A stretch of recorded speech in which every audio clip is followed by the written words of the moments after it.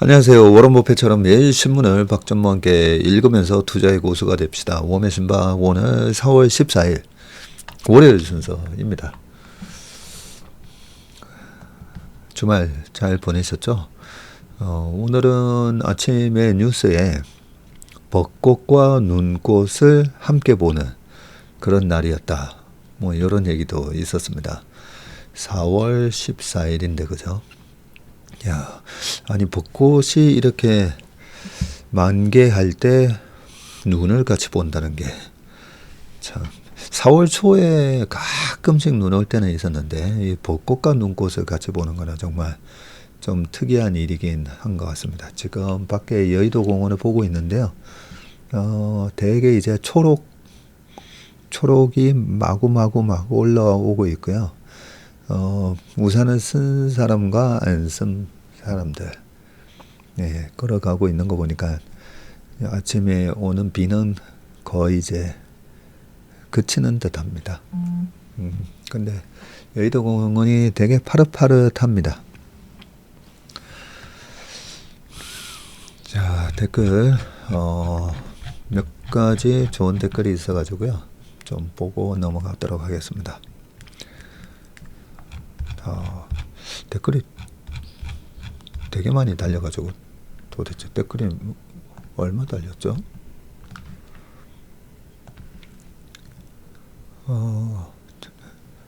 네, 댓글 수가 꽤 많이 달렸네요. 좋아요가 1000개가 넘었고요. 유튜브 이름 채널님께서 이한영 본부장 얘기를 했네요. 네.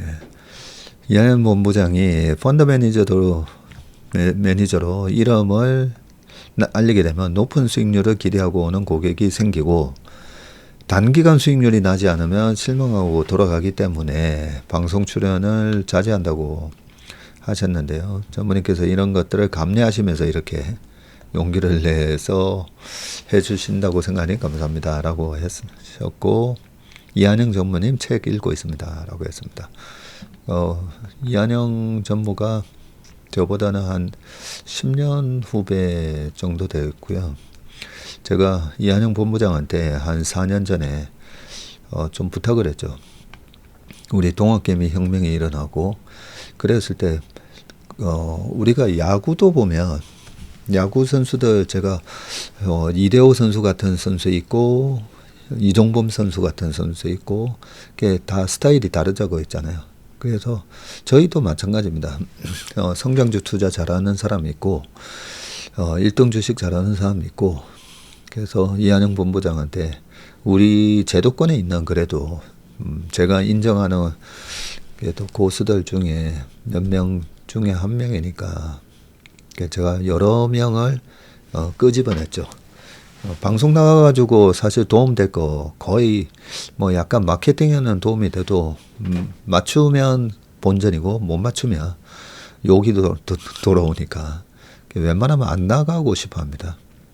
안 나가고 싶어 하는데 이한영 본부장부터 해서 이다술, 이사 여러 명 제가 끄집어냈죠. 김태웅 대표도 그렇고 많은 분들이 요즘은 보니까 어디 연기금에서 그 CIO 하셨던 분도 최근에 보면 잘 알려지지 않으셨던 연기금 CIO 분도 나오시고 하는 거 보면 좀 많이 이 제도권에서 제대로 된 투자 경험과 철학과 그리고 스타일을 가지신 분들이 좀 많이 나오셔가지고 하셔야 된다 생각합니다. 제가 아이들 때문에 미국 한 번씩 갔을 때 제가 뭐 꼭 미국 가면 또 한 번씩 시장에 왔다 갔다 할 때 많거든요. 그럴 때도 블룸버그나 CNBC 이렇게 켜놓고 보면 그러면 뭐 블랙락이라든지 그 우리가 다 아는 골드만삭스 이런데 CIO나 CEO들이 나와서 방송 많이 합니다.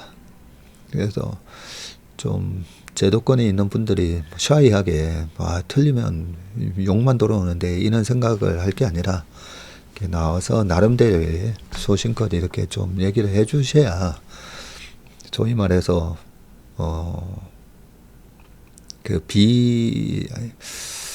하여튼 뭐 야매라고 제가 한 번씩 하는 그런 사람들 호도하면서 그죠? 막 부추기면서 그런 부분들이 조금 정화되지 않을까 그런 마음에서 우리 제도권에 있는 분들 중에 좀 괜찮다 싶은 분들은 제가 많이 소개를 하고 있습니다. 이번에 안 털리고 잘 버틸 수 있었다. 이런 부분도 말씀해 주셨고, 우리 1억 달러 님께서 신문기사로 세상 읽는 것 지식도 있지만 전무님의 부연 설명, 생각, 경험에서 살아있는 지혜와 삶의 철학, 투자 철학 등 그런 게 좀 도움이 되고 있는데 신문을 읽는 것이 지겹지 않아서 지속적으로 1년째 매일 듣고 있습니다 하셨습니다. 덕분에 평생 처음 신문을 1년간 매일 읽게 되셨다고 합니다. 아유, 감사합니다. 내가 1년간을 매일 이렇게 했다. 거기서부터 뭔가 새로운 또 용기도 생기고, 그래 내가 1년에 이만큼 해봤으니까 이제 앞으로 1년 그런 마음도 생기실 거기 때문에, 그래서 제가 미국 가서도 아이 졸업식 때문에도 가서도 뭐 하루 종일 이 웜의 신박 찍어서 올리는 게 일이었다 했잖아요. 이 광통신이 그 대학교 라이브러리나 이런 데 아니면 스타벅스에서도 이제 업로드 되는데 시간이 엄청 걸리는 거예요. 하루 종일 그 웜의 신박 올리는 거에 신경을 많이 썼었는데, 그랬던 이유가 이 리듬이 깨지실까봐, 매일매일 하시던 그 리듬이 깨지실까봐 그랬었는데, 굉장히 보람됩니다. 네, 겸손과 온화함을 배워야 되죠. 자연에서 겸손과 온화함을 배우기 위해서 사실 저도 주말마다 교회를 가는 겁니다. 절이나 교회나 가서 우리 인간이 얼마나 그죠? 미천한 존재인가. 실수도 많고 그런 걸 갖다가 계속, 그리고 반성도 하고 새로 다가오는 한 주에 대한 다짐도 하고, 교회에 보면 첫 기도가 이 회개에 대한 기도가 있거든요. 한 주간 살아오면서 목사님이 그러십니다. 우리가 정말 신실하게 어떻게 살고자 하였지만 그러지 못하였습니다. 네, 하나님과 저만이 알고 있는 죄를 생각하면서 이런 얘기로 회개 기도를 하는데, 그게 그 지난주 금요일날 바둑 얘기하면서 복귀 있잖아요. 오늘도 사실 이 바둑 영화 조은현 구단님의 그 바둑 영화에 대한 기사가 하나 있었거든요. 그 기사 제가 쭉 다 읽어봤었는데, 네, 그 복귀를 하는 게 상처에다가 소금을 뿌리는 것과 같은 고통이다라고 되어 있습니다. 우리가 한 주 1년 끝날 때도 백서를 제가 적지만 우리가 매주 한 번씩 그죠? 한 주를 이렇게 복귀를 해보는, 그게 굉장히 큰 파워가 된다라고 생각합니다. 겸손과 온화함을 배우고 싶으시면 교회나 절이나 종교를 가지시면 좋으실 것 같습니다.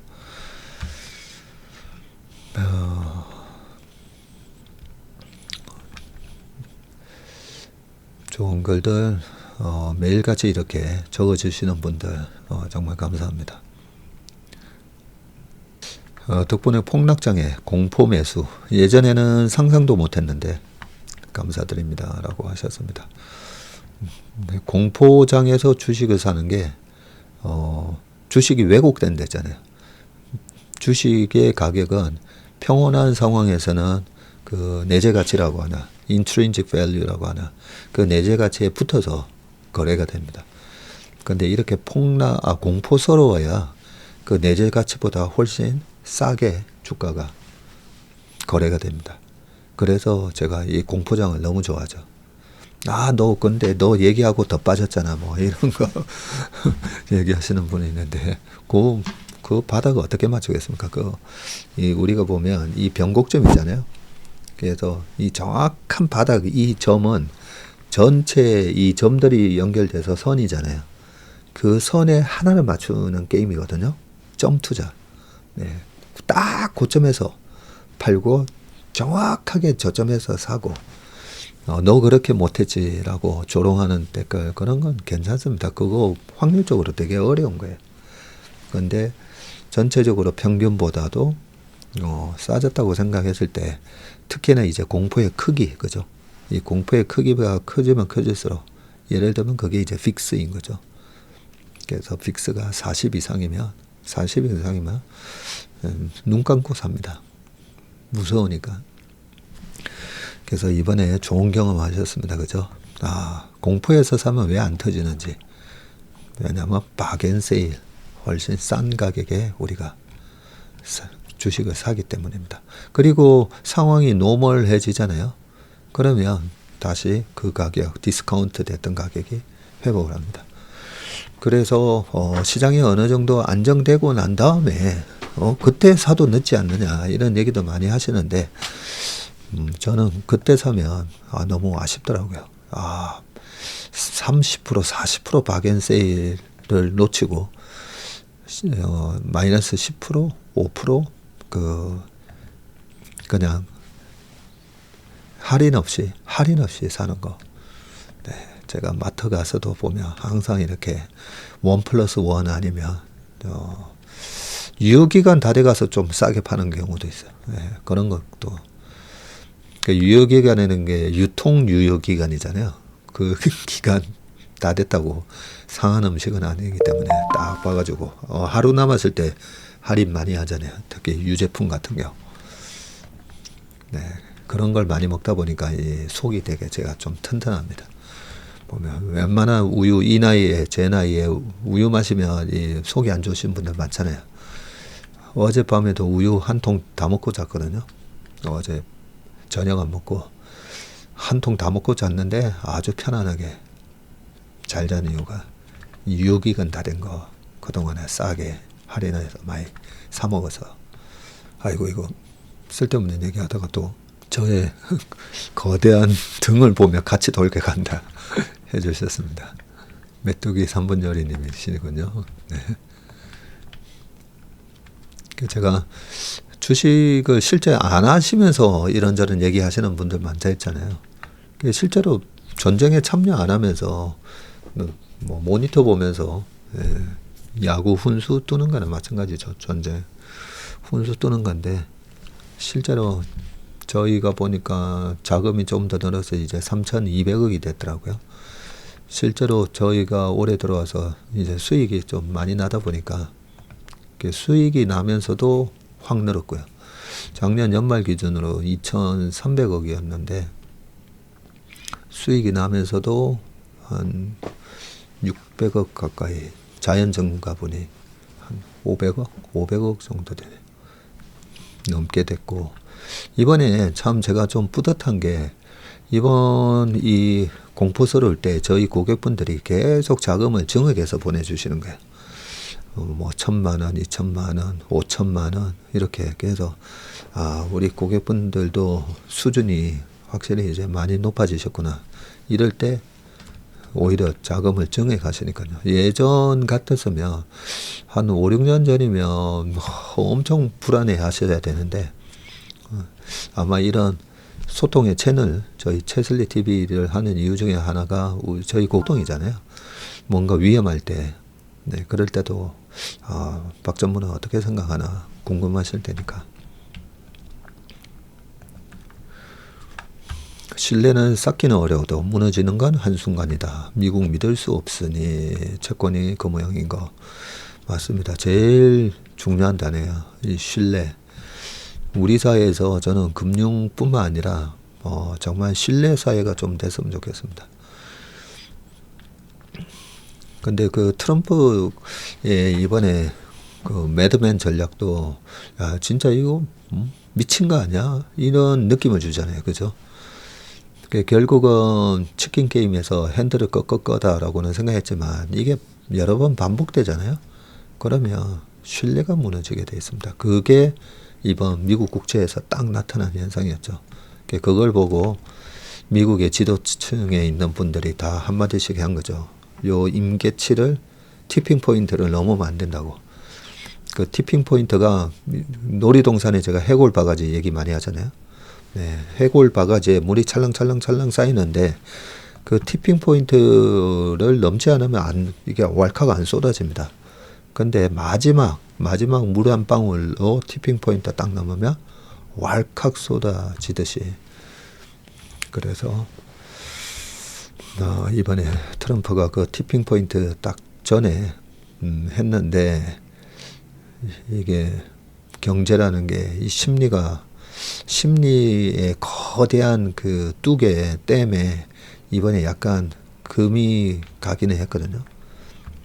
그래서 저는 당분간 계속 그 금이 간 거를 이제 땜빵 하기 위해서라도 좀 좋은 얘기들이 좀 더 나오지 않을까, 그런 생각을 한다고 말씀드렸습니다.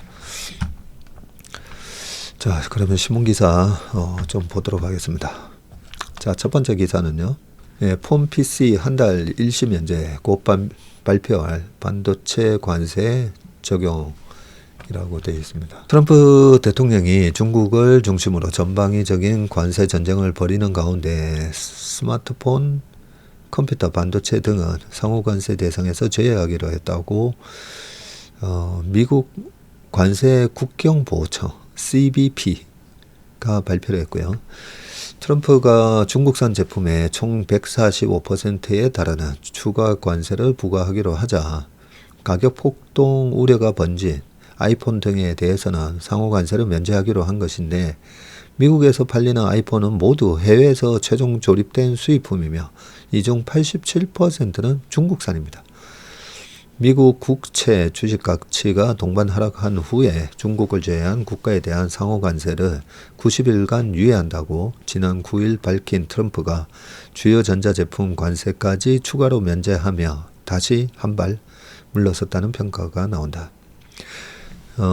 미 정부의 스마트폰과 반도체 관세 면제로 삼성전자, SK하이닉스 등 한국 기업도 영향을 받을 가능성이 커졌는데, 다만 이번 조치로 이들 품목에 대한 관세가 완전히 면제되는 것은 아닐 가능성도 있다.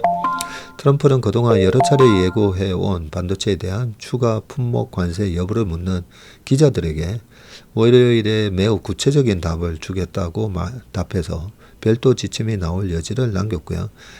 트럼프는 그동안 국가안보를 위해 관세를 올릴 수 있도록 한 무역확장법 232조를 적용해서 반도체 관세를 조만간 올리겠다고 밝혀왔는데, 13일 하워드 로터닉 미 상무장관도 상호 관세가 면제된 첨단 제품은 한 달 후 적용할 반도체 품목 관세에 포함될 것이라고 했습니다. 그동안 트럼프 2기 취임 후 관세 변화 쭉 히스토리고요. 자, 지난 1월 취임 후 트럼프는 미국의 제조업을 보호하겠다면서 자동차, 철강 등 특정 상품을 겨냥한 품목 관세, 국가별 무역 적자를 분석해 차등 부과한 상호 관세, 펜타닐 통제 미비를 빌미로 멕시코, 캐나다, 중국에 부과한 국가 관세 등 여러 종류의 관세 폭탄을 투척해 왔고, 하지만 EU, 캐나다 등 우방국까지 보복 관세 방침을 내놓으면서 글로벌 관세 전쟁 우려가 커지고 미국 주식 국채 가격 가치가 동반 폭락하자 트럼프는 기존의 강수를 하나씩 걷어들이며 대처하고 있고, 지난 9일 중국을 제외한 상호 관세 대상국에 대한 관세 부과를 90일간 미루기로 하고, 멕시코, 캐나다에 대한 관세를 지난 3월 유예한 것이 대표적이다. 이건 우리가 다 아는 내용이고, 그죠?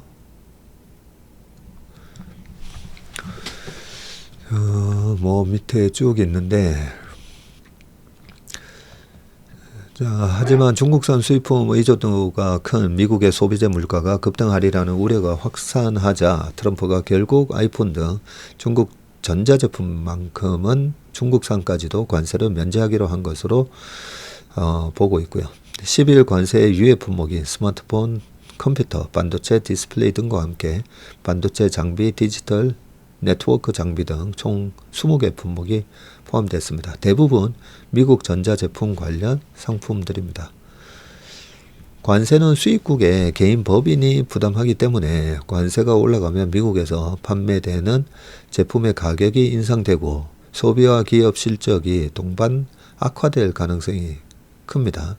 중국산 의존도가 큰 아이폰의 경우 관세 탓에 가격이 2배 이상으로 올라가려는 전망이 나왔는데 이로 인해 아이폰 판매가 줄며 애플의 실적도 큰 타격을 입을 수밖에 없다. 뭐 이렇게 쭉 돼 있는데 그 요즘 미국의 백악관 대변인 이름이 기억이 나지 않는데요. 그 AP 통신의 기자가 물었어요. 아니 관세를 이렇게 올리면 그 관세를 수입하는 미국의 수입업자가 그 관세를 부과하면서 그러면 제품 가격을 올려야 되고 그러면 그 우리 소비자들이 결국은 그 관세를 다 내게 되는 거나 마찬가지인데 하면서 막 이래 질문을 하는데 그 대변인이 그 우리가 관세로 뭐 돈을 많이 번다 이제 뭐 이런저런 얘기를 하니까 다시 한번 얘기하면서 관세에 대해서 좀 잘 모르는 거 아니냐. 나는 직접 내가 관세를 내본 사람이다. 근데 너 보니까 너 관세를 잘 모르는 것 같다. 관세가 중국에서 수출하는데 뭐 125% 관세 이러면 중국 수출업자가 내는 걸로 착각하잖아요. 그래서 너 잘 모르는 것 같다 했더니 약간 그 대변인의 얼굴이 소위 말해서 약간 똥색이 되면서 당신은 날 모욕하고 있다. 그러면서 다른 사람 질문하라고 그랬었는데 제가 봐도 표정을 봐도 조금 잘 모르고 있었던 거 아닌가 이런 생각도 듭니다. 많은 미국인들이 사실 이 트럼프의 상호 관세 처음에 45% 매기겠다고 했을 때 앞에 앉아 있는 사람들은 막 박수치고 그랬잖아요. 실제로는 안 그런데 그죠? 자, 그런데 잠깐만 이 사진은 뭔가 봤더니요. 트럼프 대통령이 앨런 머스크와 함께 플로리다 마이애미에서 열린 종합격투기 UFC 경기장을 찾아 경기를 관람하고 있다라고 되어 있습니다. 이날 경기장에는 로버트 케네디 주니어 미 복지부 장관과 그의 아내 셰린 하인스, 트럼프 오른쪽 위, 요분들이네. 그리고 머스크의 아들 XSC12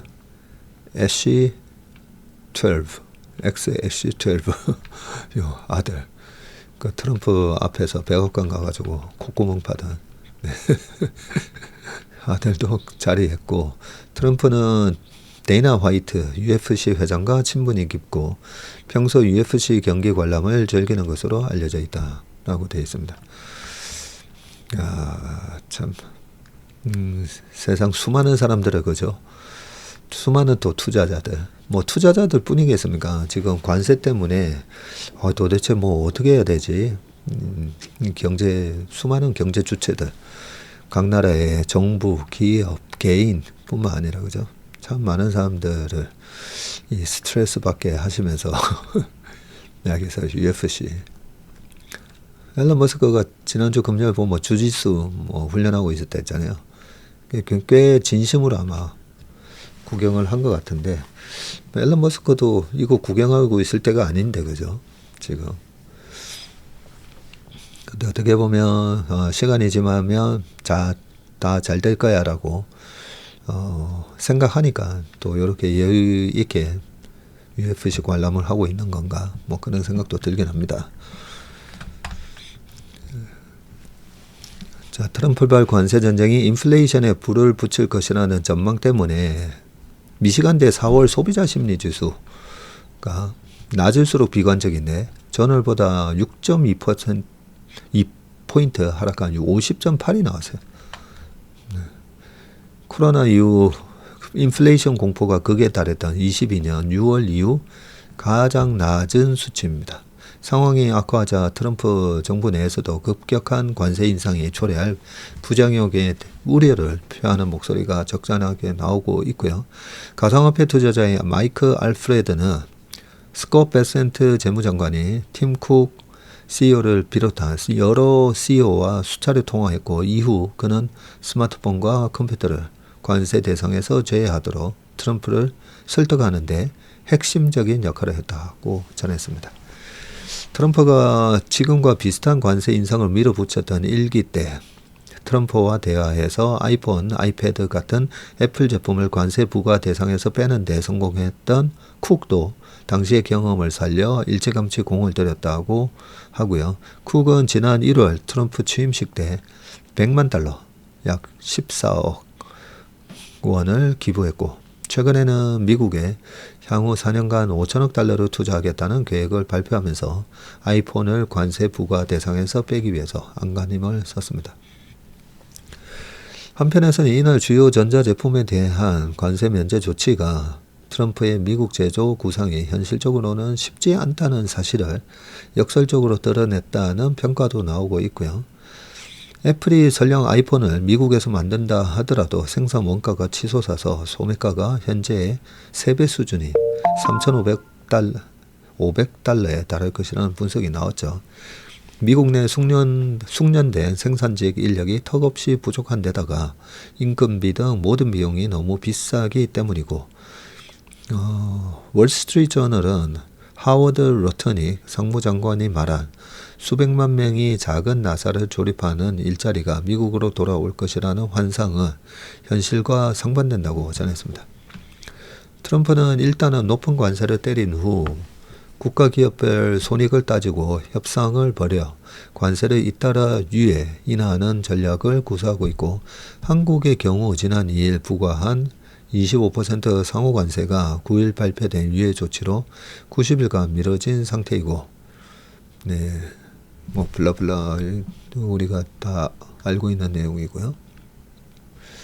정상식 한국무역협회 원장은 앞으로의 관세 정책은 지금까지 트럼프가 밀어붙인 극단적 속도전이 아닌 현실적인 중장기전으로 전환될 가능성이 크다고 말했습니다. 한편 이번 관세 변경 지침은 국가별 상호관세를 면제한다고만 되어 있어 중국에 대한 총 145%의 관세 중 트럼프가 펜타닐 원료 유입을 문제 삼아 중국에 부과한 징벌적 성격의 20% 관세까지 전부 유예되는지는 아직 불명확합니다.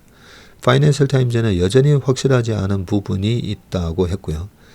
관세 정책을 담당하는 백악관 국제무역위원회 등도 언론 문의에 적극적인 논평을 내놓지 않고 있습니다.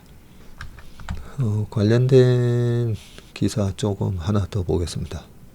반도체 별도 관세는 14일 발표인데 매우 구체적일 것이라고 얘기했습니다. 미국 정부가 메모리 반도체 등을 상호관세 대상에서 제외한다고는 발표했지만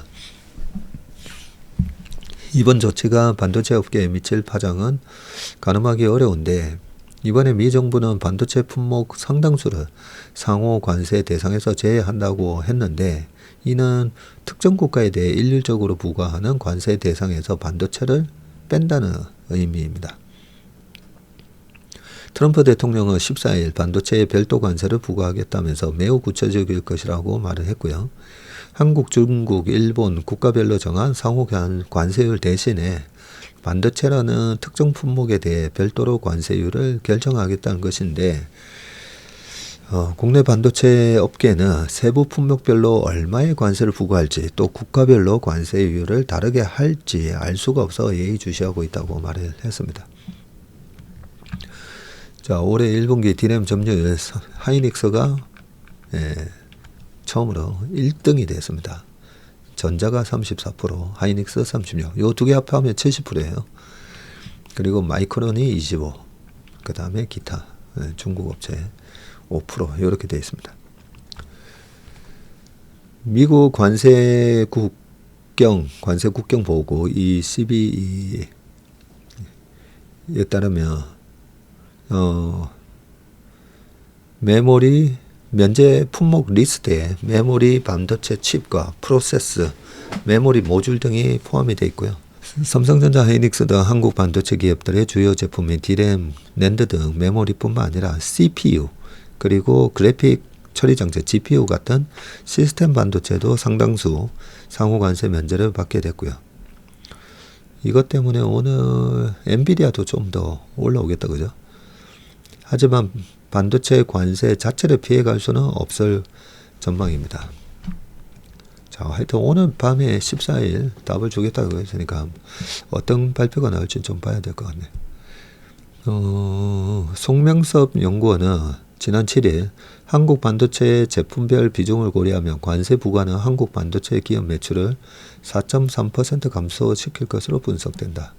네, 요거는 바로 앞전에 뭐 25% 때린다고 할 때 그렇게 되면 이렇게 매출을 감소시킬 수 있다라는, 항상 작용이 있으면 반작용이 있습니다. 네, 뉴턴의 물리학의 제3법칙이죠. 유럽, 캐나다 이어서 중국도 아이폰 안 쓰고 스타벅스 안 마신다. 네. 미국산 불매운동 불은 관세정책이라고 되어 있습니다. 중국 소셜미디어 더우인에 올라온 미국 불매운동 영상, 왼쪽부터 중국 브랜드인 타스팅 햄버거와 그 다음에 하웨이 스마트폰, 그 다음에 루이싱 커피를 홍보하고 있다라고 되어 있습니다. 자, 트럼프 대통령이 전 세계 상대로 관세 전쟁을 개시하고 우방국까지 적대시하는 발언을 하면서 세계 곳곳에서 미국 불매운동이 확산되고 있고요. 145%라는 관세 폭탄을 맞은 중국에서는 이 반미 애국 소비가 개인에서 기업으로 확산되고 있고, 유럽에서는 파시즘을 연상케 하는 트럼프의 독주에 반대하면서 미국 제품 그리고 여행 거부 움직임이 나타나고 있다고 합니다. 트럼프 취임 전부터 안티 트럼프 분위기가 확산되어 있던 캐나다에서는 아무리 싸도 미국산은 안 산다는 불매운동이 전국적으로 퍼졌고요. 블룸버그에 따르면 중국의 대형 항공사인 취샹 항공은 미국 보잉에 주문했던 항공기의 인수를 무기한 연기해버렸네요. 취샹 항공은 1,700억 원에 달하는 보잉 7879 드림라이너 한 대를 3주 안에 인수할 계획이었는데, 정확한 이유는 알려지지 않지만 미중의 관세 갈등이 극에 달하면서 높아진 관세 부담과 중국 내 반미 분위기 등이 영향을 미쳤을 거라는 해석이 나오고 있습니다.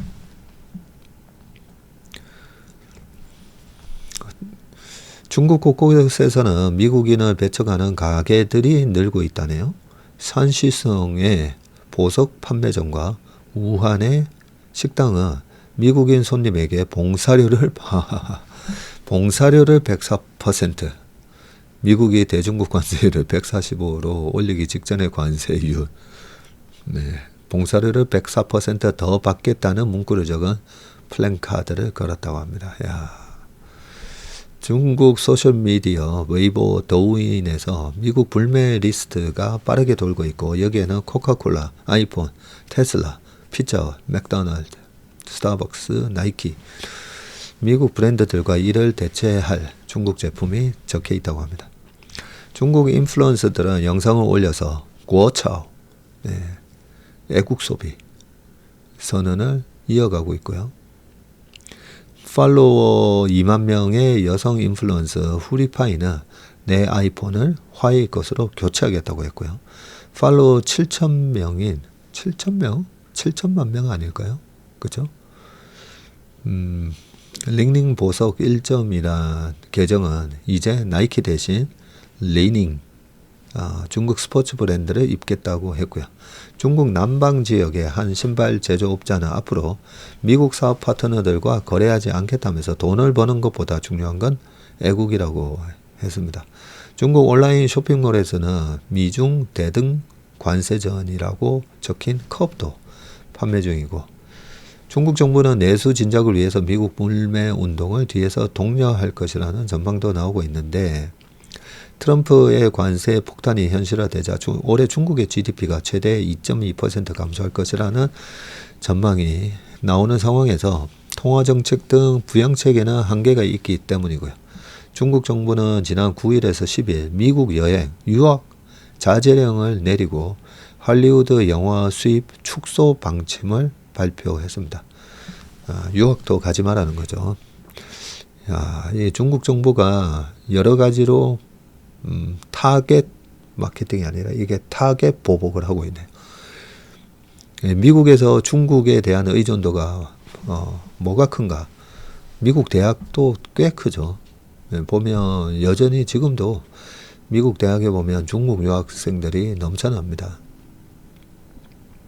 유럽에서는 트럼프뿐 아니라 유럽의 극우 정당을 지지하며 유럽 정치에 개입해온 앨런 머스크에 대한 반감이 강하고 프랑스, 벨기에, 네덜란드, 덴마크, 스웨덴 등에서는 미국 제품 불매 모임이 생기면서 수십만 명의 회원이 모였고요. 프랑스에서는 맥도날드 대신 프랑스 브랜드인 퀵버거를, 코카콜라 대신에는 브루타뉴산 브레즈 콜라를 마시자는 주장이 나오고 있고, 독일 소비자 조사에서는 53%가 미국산 제품을 더 이상 사지 않겠다는 응답도 나왔습니다. 가장 큰 타격을 받은 건 테슬라고요. 테슬라의 신차 등록수 2월 기준으로 독일에서 76, 덴마크 48, 프랑스 26% 감소했습니다. 올해 첫 두 달간 유럽 전체 누적 판매량은 지난해 대비 반토막이 났고요. 유럽 전체 전기차 시장이 약 30% 성장했지만 테슬라만 역성장을 했습니다. 유럽인들의 미국 여행도 자제하는 걸로 나오고, 지난달 미국에서 1박 이상 체류한 서유럽 관광객 수는 전년 동월 대비해서 17%나 줄었는데 코로나 팬데믹 이후 가장 큰 낙폭이네요. 캐나다에서는 안티 트럼프 분위기 속에 지금 트럼프가 미국의 51번째 주가 되는 것이 어떠냐. 트리도 전 총리는 미국의 51번째 주지사라고 놀렸고, 캐나다의 25% 관세 부과 유인을 지금 반복해 왔죠. 그래서 캐나다인의 98%가 슈퍼마켓 등에서 자국산 제품을 우선 구매하고 있고요. 캐나다 슈퍼마켓 체인인 로블로스는 캐나다산 제품의 주간 판매량이 최근에 2자릿수 이상 늘었다고 합니다. 캐나다 온타리오주에 사는 영어교사 모하마드 씨는 본지에 트럼프가 관세 전쟁을 개시한 후 나를 포함한 캐나다인들은 미국산이 더 저렴하더라도 이를 사지 않고 캐나다산 제품을 미국에 대한 보복 차원에서 사서 쓰고 있다면서, 예를 들어 더 맛있고 싼 미국산 딸기 대신 비싼 캐나다산 딸기를 사 먹고, 반값에 파는 미국산 하인즈 케첩 대신 캐나다산 브랜드인 프렌치 케첩을 구매한다고 했습니다. 피에르 폴리에브 캐나다 보수당 대표는 트럼프의 관세 위협에 맞서서 국가를 단결해야 한다. 모든 캐나다인이 같은 정신으로 뭉쳐야만 한다면서 전 국민 차원의 캐나다 미국산 불매운동을 독려했습니다. 이걸 보니까 얼마 전에 미국 캐나다 하키 딱 시작하자마자 그냥 내려놓고 싸움하던 거. 그 1차전 끝나고 나자 또 2차전 시작하자마자 또 다른 선수들끼리 그 정도로 캐나다 사람들한테는 상당히 이번에 열받는 그런 상황이었다라는 걸 보여주는 거였다고 생각합니다. 근데 미국의 이 스포츠 룰을 보면 좀 저거는 일관성이 없는 것 같아요. 야구나 뭐 이런 데서 하면 엄청나게 엄격하게 하잖아요. 야구에서 잠깐만요. 아니네. 야구는 벤치 클리닝 거기서도 야구에서도 치고받고 하고 하키 치고받고 하고, 그러고 보니까 축구는 FIFA에서 하는 거니까 다를 수가 있네요. 축구에서는 주먹 다짐 하면 큰일 나죠. 미국, 자꾸만 3000% 빠지면 안 되기 때문에, 아메리칸 풋볼이라고 하는 것 자체가 미국의 역사와 거의 비슷하잖아요, 보면. 네. 땅 따먹기잖아요. 상대방 땅, 뭐, 몇 야드 전진했고, 막 하면서, 공격과 수비, 막 하면서. 네. 그래서 싸우면서 땅을 그렇게, 늘려왔었기 때문에, 이 싸움에 대해서 좀 관대한 건가. 그런 생각이 좀 들었습니다. 자, 강심장 개인 투자자 일주일새. 뭐 총에 대해서도 사실 그렇잖아요. 아니 총기 다 규제하면 되는데 그 규제 안 하는 이유가 미국의 역사를 보면 자기 방어를 위해서 총을 가지고 있어야 되고 근데 세월이 그렇게 많이 지났으면 이제는 총기 그런 거는 좀 안 할 만도 한데 그죠. 뭐 자기 방어라는 명분으로 총기가 아예 우리나라처럼 이 총기에 대한 부분을 강력하게 단속을 하게 되면 총은 정말 한번 쏴가지고 그거 워낙 이제 치명상을 입히기 때문에 뭐 열받아서 욱해가지고 욱하는 거는 우리나라 사람들도 그죠 만만치 않은데 그래서 규제할 건 규제해야 될 것 같은데 워낙 그 미국 뭐죠 그 IRA인가 뭔가 있잖아요 총기 협회 거기 파워가 워낙 세긴 센가 봅니다. 자 강심장 개인 투자자 일주일 새 미국 주식 2조 6천억 순매수.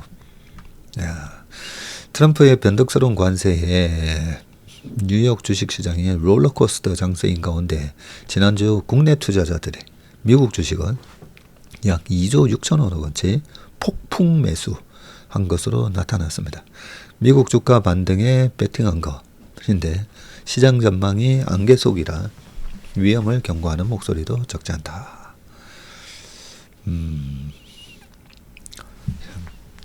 자, 예탁 결정원에 따르면 4일에서 10일 국내 투자자의 미국 주식 순매수가 18억 6,700만 달러 2조 6천억으로 집계가 됐고 같은 기간 개인 투자자의 코스피 순매수액은 4조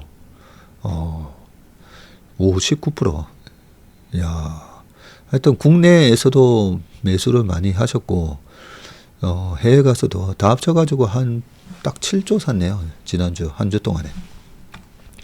미국 주식 순매수는 지난주에 9억 90만 달러였고 그 전주에 3억 7,500만 달러 정도였고 지난주가 2주 전보다 그 규모가 5배로 급증을 했습니다.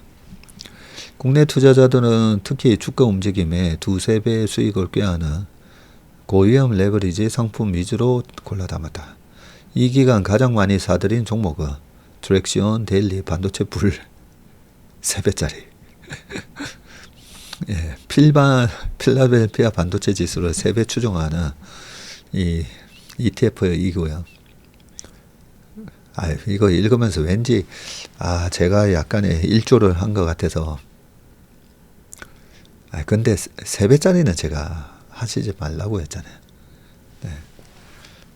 3배짜리 혹시나 우리 채슬리 가족분들 중에는 이번에 그런 매수 신호가 떴다고 했잖아요. 네, 그럴 때 2배짜리 정도 하셔도 됩니다. 2배짜리 정도. 그런데 절대 오랫동안 가지고 가시면 안 되죠. 3배짜리 하신 분도 이번에 쭉 올라오면 3배짜리면 한 15%만 올라도 한 45% 거의 50% 보니까 네. 이런 거는 짧게 하셔야 됩니다. 짧게 하셔야 되고 웬만하면 네, 하지 마시고 정해야 된다 하면 정말 그렇게 패닉 셀링 신호가 나왔을 때 그럴 때 레버리지 2배짜리 정도 들어가셨다가 근데 뭘 2배짜리입니까? 그냥 생돈으로 하시면 될 것 같습니다. 내가 주식으로 어느 정도 좀 고수가 됐다 해도 3배짜리는 절대 하시면 안 돼요. 3배짜리는 너무 이게 잘못 맞았을 때 이번에도 이렇게 올라오는 듯 하다가 트럼프가 뭐 강행하겠다 하면서 또 한 번 더 확 빠졌잖아요. 그 치명타가 굉장히 큽니다. 타격이 되게 크기 때문에. 야, 아무튼 이 3배짜리 5억 9천만 한 6억 달러. 와, 6억 달러 투자하셨네. 그 다음에 테슬라 그냥 이거는 알 주식이니까 그죠? 2억 7천만 달러 해서 한 4,500억 매수하셨네요. 그리고 나스닥 지수 3배 추종하는 프로쉐어스 울트라 프로 QQQ TQQQ죠. 이것도 거의 한 4천억 사셨습니다. 참 대단하다 그죠? 우리가 이 2020년도에 동학개미라는 네이밍이 붙었잖아요. 근데 지금 이렇게 미국 시장 폭락장에 가셔가지고 용감하게 사실 저는 이분들을 어떻게 네이밍을 서학개미 너무 약해요. 서학개미 너무 약하고 거의 고구려 후에 맞는 이름을 제가 붙여드려야 될 것 같아요. 그거는 제가 좀 생각했다가 서학개미가 아니라 고구려의 후예.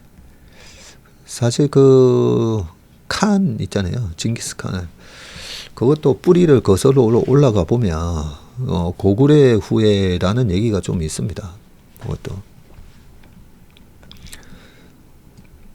자, 국내 투자자의 미국 주식 보관 잔액은 2023년 말 680억 달러에서 2024년 말 1121억 달러로 고점을 기록한 후에 이달 10일 935억 달러, 133조 약간 줄어든 상태이고 S&P 500이 연초 이후 8.8, 나스닥이 13.3 빠져서 그런 거죠.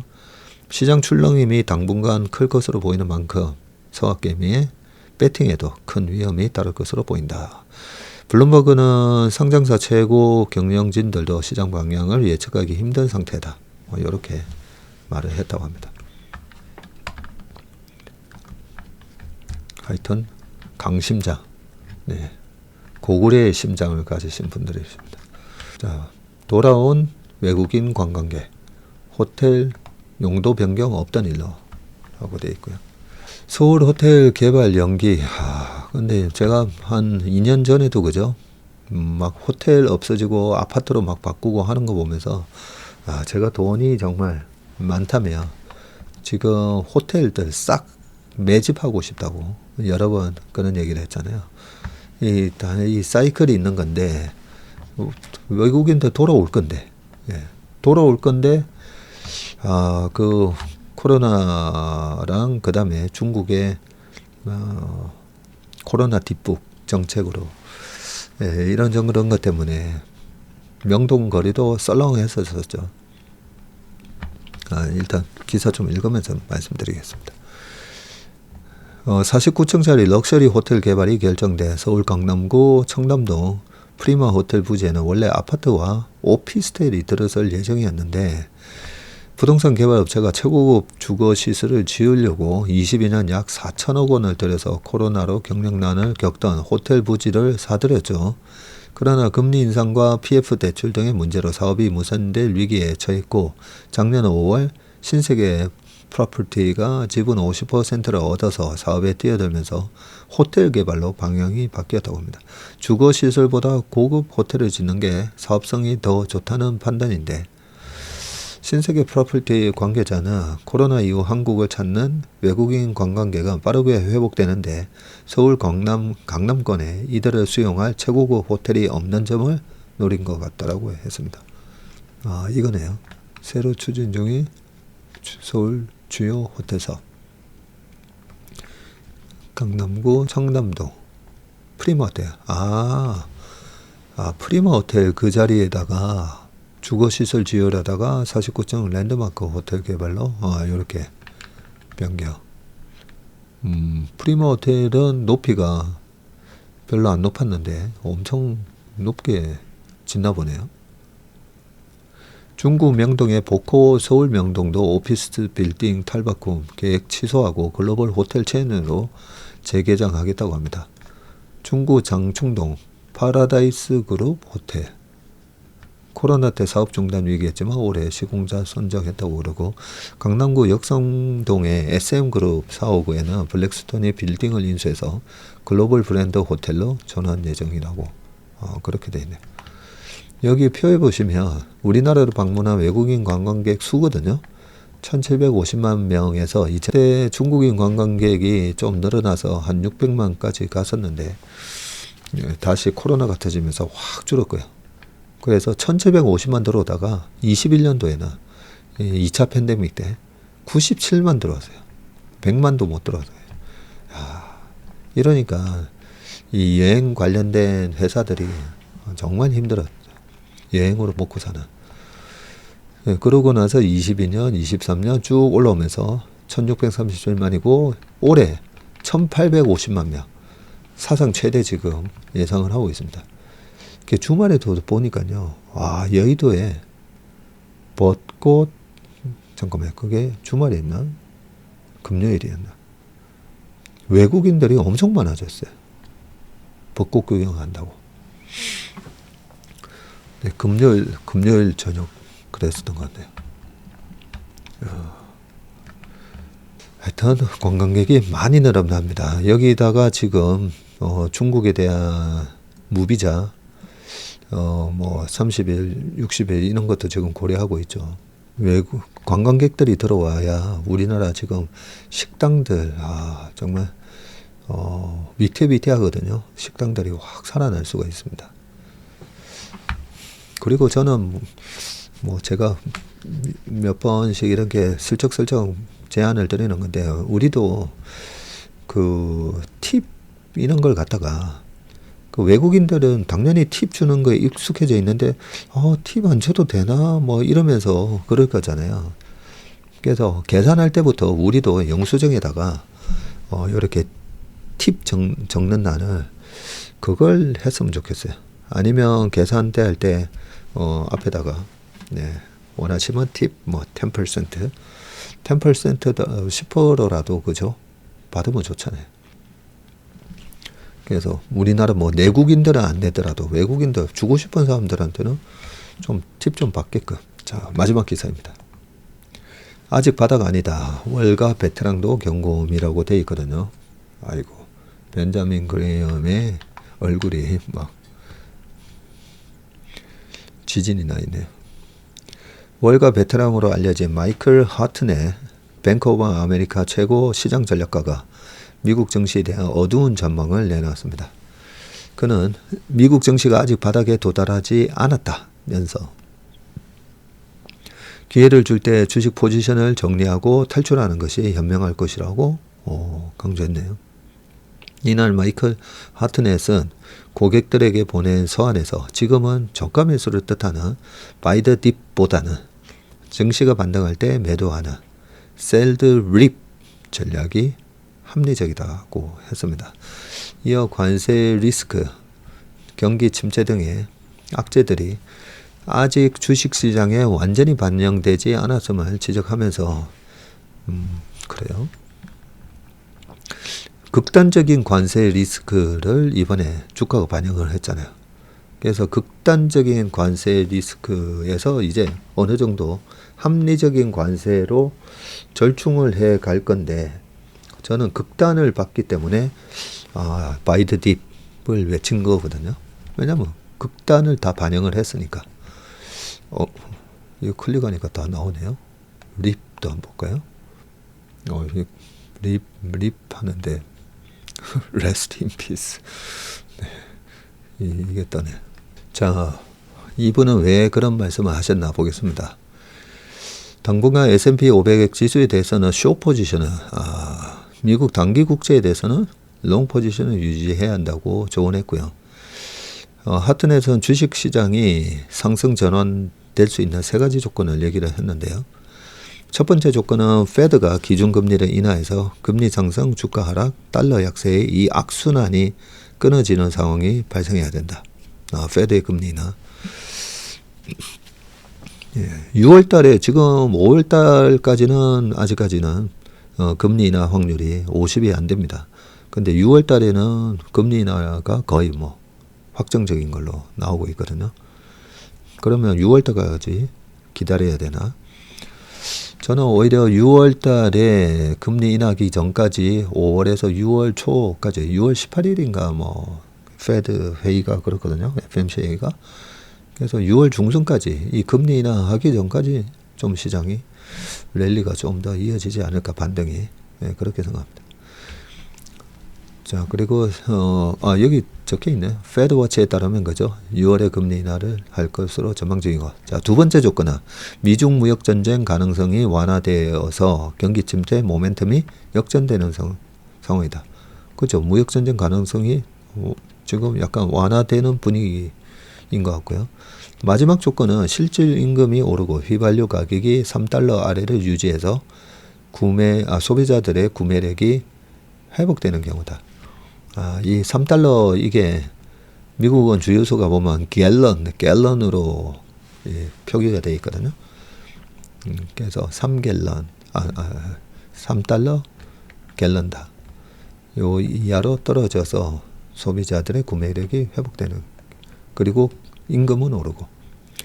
자, 세 가지 조건이 충족되어야 증시가 약세장에서 벗어나 상승 국면으로 재진입할 것이라면서 그전까지는 공격적인 투자를 자제하고 포지션을 보수적으로 가져가야 한다고 강조했습니다. 네. 저는 공포에 좀 공격적이고 또 어느 정도 완화되면 금리나 요런 이제 완화됐다라고 하면서 이 세 가지 조건이 완화됐다라고 하면서 S&P 500도 6,500 막 회복했는데 거기서 또 이제는 적극적으로 해야 된다. 뭐 그렇게 나중에 나올 것 같긴 한데 그것보다는 오히려 공격적으로 하고 이렇게 완화되는 거를 보다가 어느 정도 또 지금 PR이 이번에 18배까지 떨어졌거든요. S&P 500이 또 한 20.5에서 한 21배? 21배 정도 되면 또 저는 포지션은 그때 가서 줄여야 되지 않나 그런 생각을 해봅니다. 네, 오늘 웜의 신박은 여기까지 하겠습니다. 오늘 하루도 평안한 하루, 행복한 하루, 건강한 하루 되시길 바라겠습니다. 고맙습니다.